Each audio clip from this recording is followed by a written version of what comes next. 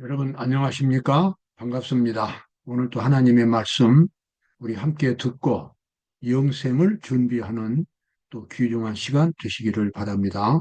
오늘은 그리스도의 첫 번째 오심, 그 초림에 대한 말씀을 보겠습니다.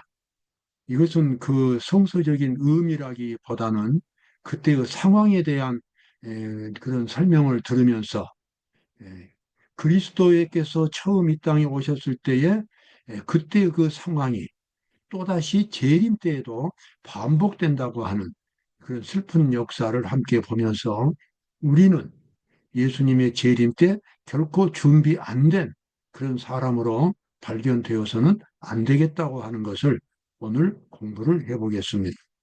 준비 안 된 백성들, 이거 이스라엘 사람들이죠. 예수님의 초림에 대한 성경 그 내용은 구약 성경 전체에 깔려 있었습니다. 그래서 안식일마다 이스라엘 백성들이 예배를 드릴 때에 그들이 읽고 연구하던 그 구약 성경에서 예수님의 초림에 대한 예언들이 가득히 있었습니다. 그러나 그들은 사실상 예수님께서 초림하실 때에 준비하지 못했고, 그리고 마침내는 예수님을 십자가에 못 박아 죽이는 그런 끔찍한 죄를 저질렀습니다.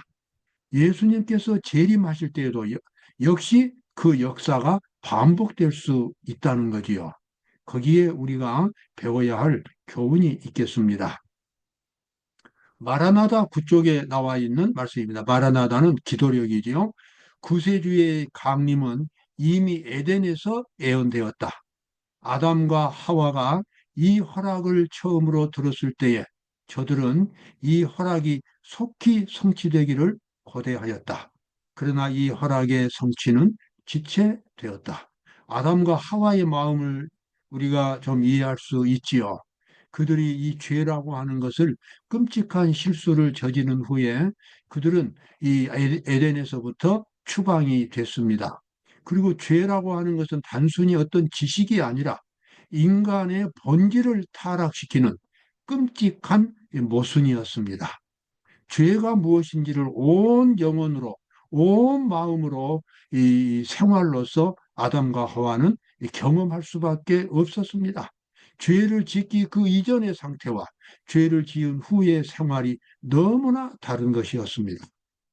그 부부가 에덴 동산으로부터 추방된 후에 그들은 얼마나 그 범죄를 후회했는지, 그리고 죄가 얼마나 끔찍하고 기만적인 것인지 그들은 정말 뼈저리게 느꼈습니다. 그들의 그 큰아들 가인이 둘째 아들 아벨을 쳐 죽였을 때에도 죄가 얼마나 무서운가를 그들은 정말 아주 몸서리치게 느낀 것입니다. 그래서 그들은 이 주님께서 그때 그 부부에게 주셨던 그 약속, 구세주를 보내주겠다고 하는, 그래서 그 구세주를 통해서 다시 에덴 동산으로 돌아갈 수 있다고 하는 그 약속을 그 부부는 소중하게 마음속에 간직했습니다.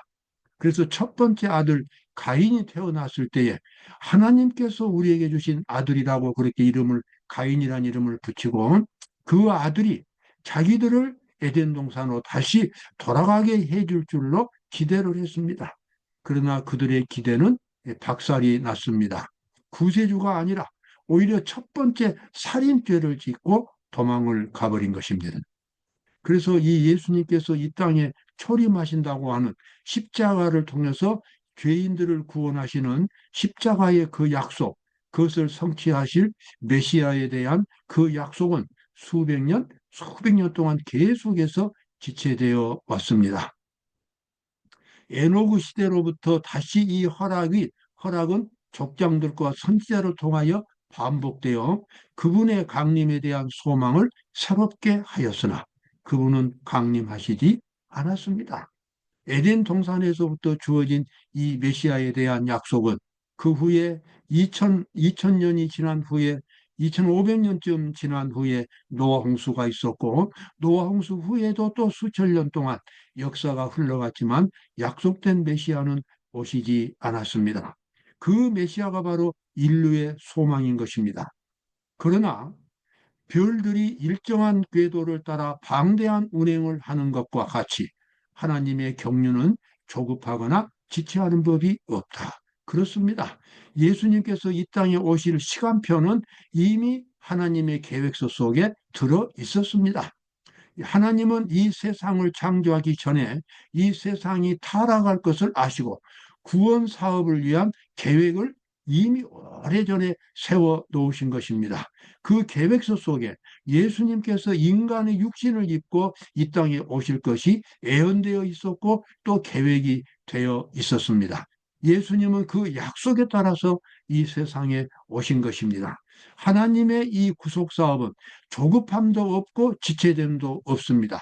그 시간표에 따라서 정확하게 시작이 되고 정확하게 성취가 되고 나중에는 정확하게 마감이 됩니다. 우리는 이 계획서에 의해서 하나님을 온전히 믿고 구원을 받을 수가 있습니다. 하나님께서는 이 하나님의 구속 사업의 계획을 성경에서 보여주셨고, 그래서 많은 사람들이 성경을 통해서 하나님의 구속 사업을 이해할 수 있었습니다. 역시 마라나다 9쪽에 나와 있는 말씀이죠. 하나님께서는 깊은 흑암과 연기 나는 풀무의 표상을 통하여 아브라함에게 이스라엘 백성이 애굽에서 종노릇할 것을 보여주셨으며 저들이 400년간을 머무를 것임을 밝히셨습니다. 하나님의 구속 사업 속에는 이스라엘 백성들이 예언되어 있었습니다. 그 이스라엘 백성들이 에집트에서 400년 동안 종살이를 했고, 그리고 이제 그 400년이 끝난 후면 이제 그 애굽에서 나와서 가나안 땅, 하나님의 이 구원 사업의 본부가 되는 이 팔레스틴, 그 가나안 땅에 정착해서 국가를 세우고 온 세상에게 복음을 전파할 그 사명을 시작할 것이 예언되어 있었습니다. 하나님께서는 그 예언을 이스라엘 백성들의 조상인 아브라함에게 말씀해 주셨고, 그리고 그것을 계시를 통해서 보여주기도 하셨습니다. 역시 마라나다 10쪽에 나와 있는 말씀입니다. 예루살렘의 제사장교와 서기관들은 그분의 그 허락하신 분의 오실 것을 선언했어야 할 것이다.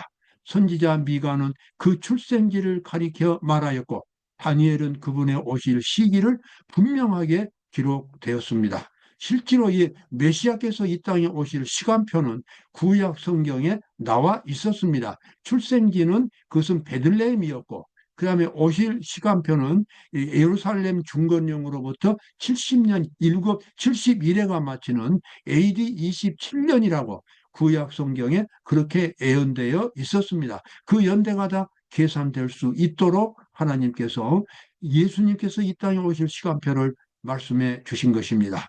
그래서 이와 같이 하늘의 회의에서도 그리스도의 강림의 시간이 작정되었던 것이다. 때를 알리는 대시계가 그 시각을 가리킨 바로 그때에 예수께서 베들레헴에 탄생하셨습니다. 아멘. 감사합니다.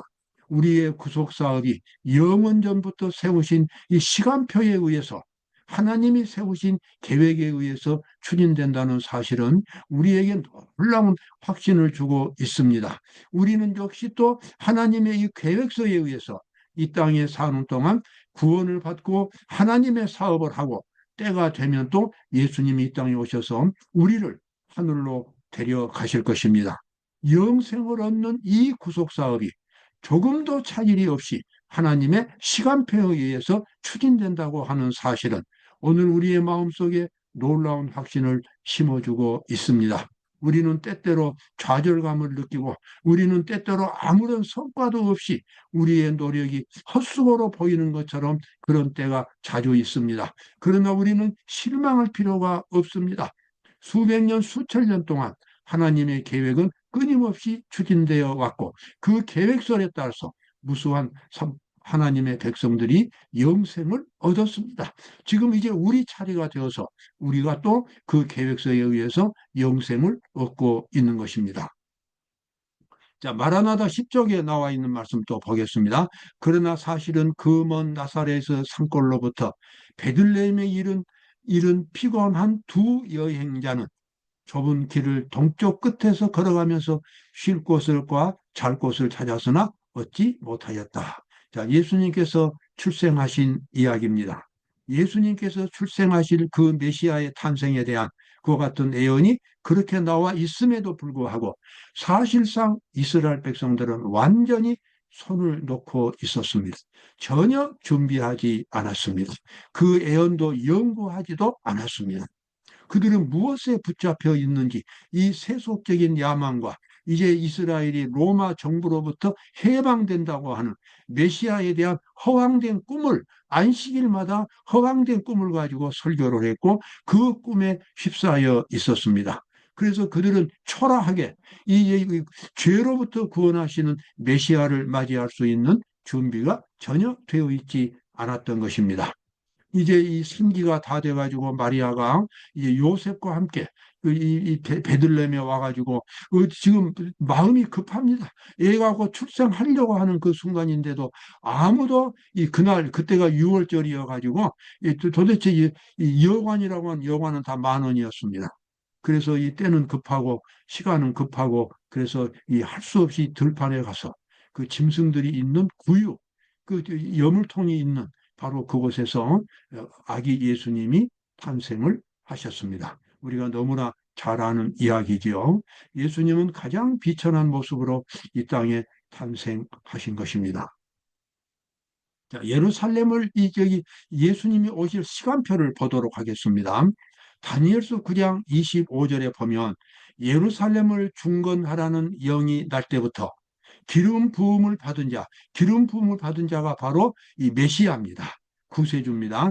기름 부음 받은 자, 곧 왕이 일어나기까지 7일에와 62일에가 지날 것이요. 예루살렘을 중건하라는 명령이 내린다고 하는 것은 이스라엘 백성들이 바벨론 군대에 의해서 멸망이 됐습니다. 멸망이 되고 이제 포로로 끌려가고 국가는 없어졌는데 하나님께서는 그때 70년이라고 하는 기간을 주셨어요. 70년이 차면 내가 너희를 다시 옛날처럼 그렇게 완전한 회복은 아니지만 예루살렘으로 돌아올 수 있도록 그렇게 하겠다고 하는 약속을 미리 주셨습니다. 그런데 70년이 차는 AD 536년에 놀랍게도 기적적인 사건이 일어났습니다.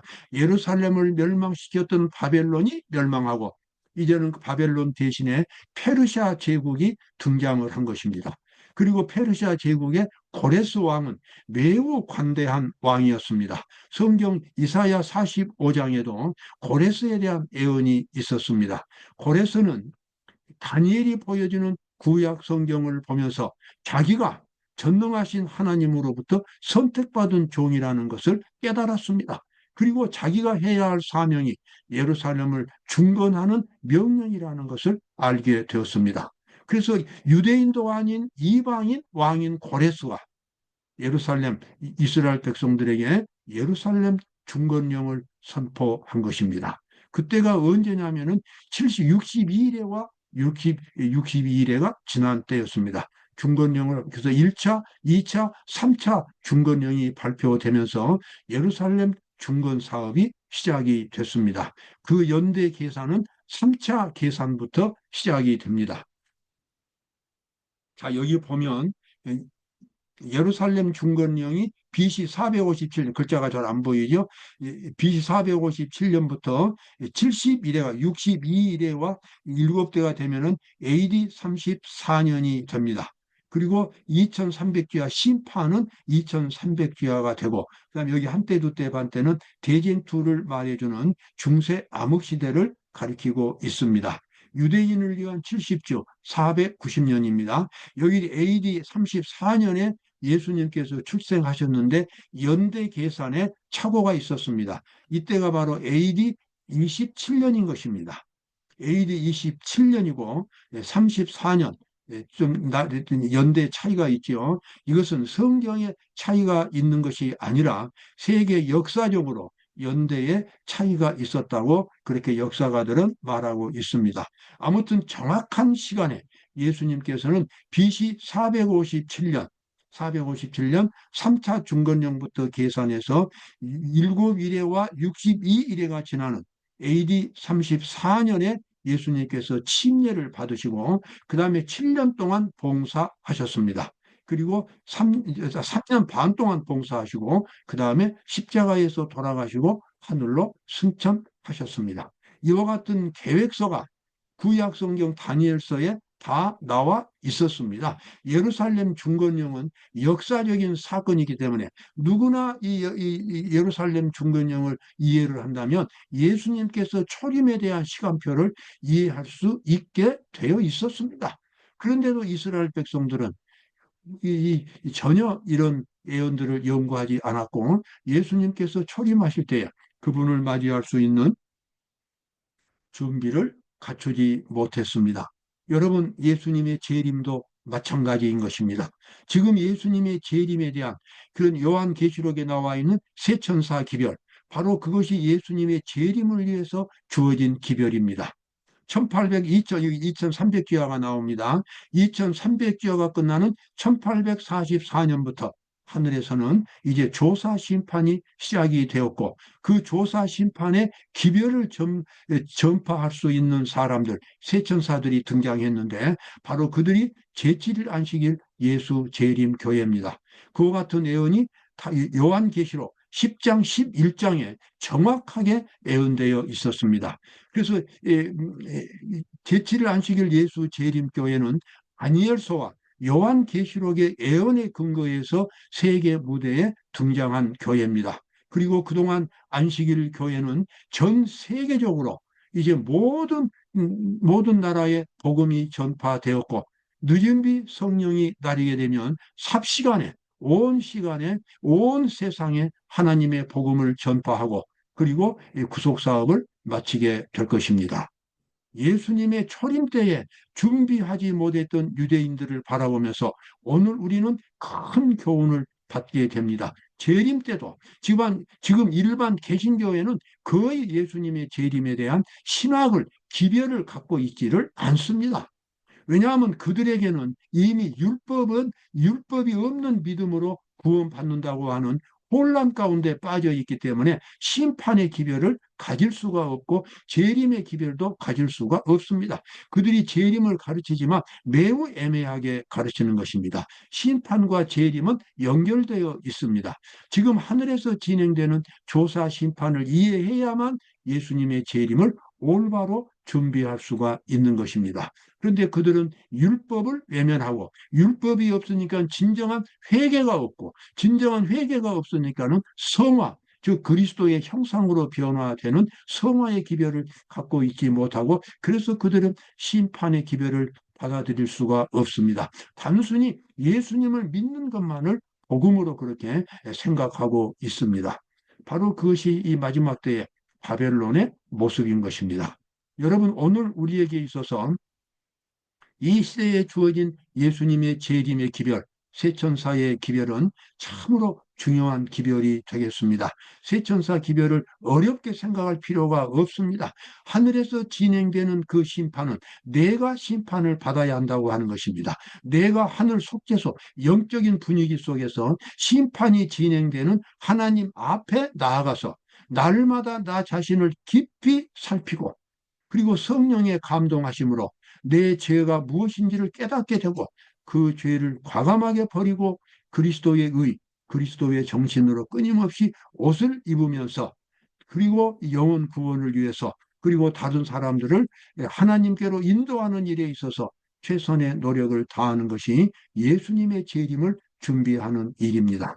그런데 사탄은 예수님 그리스도를 믿는 수많은 사람들에게 마음속에 혼란을 일으키는데 성공했습니다. 예수님을 믿기는 믿지만 진정으로 구원이 무엇인지, 죄 없이 함이 무엇인지, 속죄와 죄의 도마를 이해하지 못하도록 만들어 놓음으로써 수많은 사람들이 하나님의 심판에 대해서 준비하지 못하도록 그렇게 만들고 말았습니다. 그래서 예수님의 재림을 준비할 수가 없는 것입니다. 성경에는 그렇게 많이 예언되어 있는 예수님의 재림이 실제로 수많은 그리스도인들에 의해서 준비 사항으로서 경험이 되고 있지 않습니다. 이 말씀을 들은 여러분과 저는 달라야 되겠습니다. 지금 하늘에서 진행되고 있는 조사 심판은 바로 내가 그 하나님 앞에서 심판을 받아야 한다고 하는, 미리 심판을 받고 준비해야 한다고 하는 것을 우리에게 말해주고 있습니다. 바로 그것이 첫째 천사의 기별, 둘째 천사의 기별, 셋째 천사의 기별입니다. 하나님의 말씀, 오늘 이 시대에 주어진 예언의 말씀은 매우 엄숙합니다. 그 조사 심판이 맞춰지면 예수님께서 이 땅에 재림하실 것입니다. 여러분, 오늘도 복된 하루가 되시기를 바랍니다. 감사합니다.